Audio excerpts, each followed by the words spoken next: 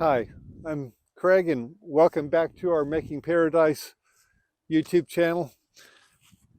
Today's episode we're calling Mud Happens. And it's because of a mistake we made early on when we first started doing landscaping. We're having to deal with it now.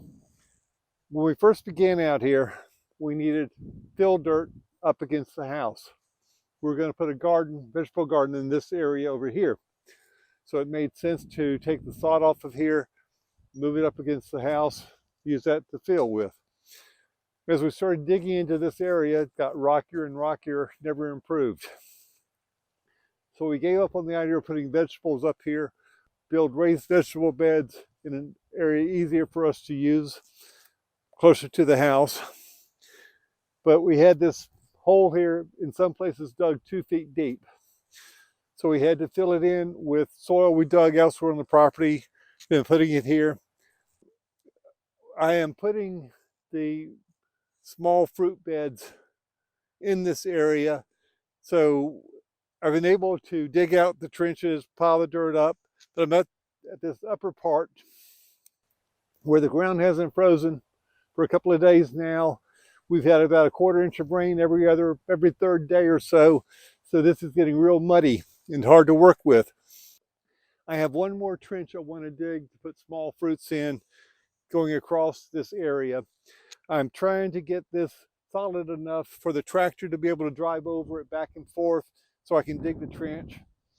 The dirt, when I dig from the trench, will go on this side of me here, hopefully level out what remains of any puddles here, and then we can get this area solidified.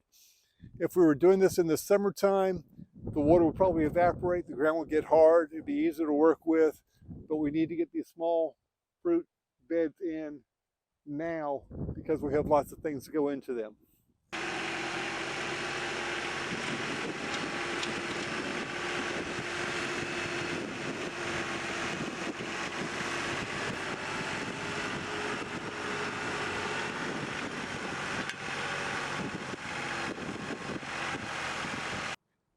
Couple more passes with the scraper blade ought to get most of this mud off.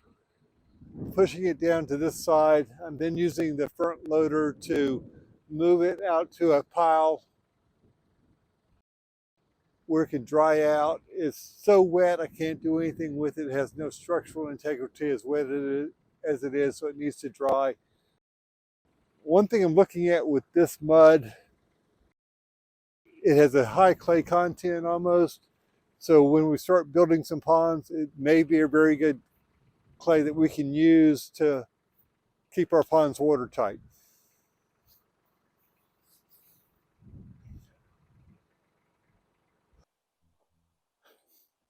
A couple of days ago, this area was so muddy. You saw me walking across it. Boots were digging in, could barely move across it. We took the tractor with the scraper blade, scraped it down to the downhill area, took a lot of the very muddy soil off the top, moved it to a pile where it can dry out, we can use it. But this area, it's been dry a couple of days now. This area is very solid. I can walk across it. I can move the tractor back and forth over it. I don't bog in. I can now dig my last small fruit trench across this area, move sod from the orchard into this and finish this side up. We'll still have to do some grooming, level out the ground once that trench is in place. Thanks for stopping in today, and don't forget to subscribe to our channel so you can keep up with what's going on here.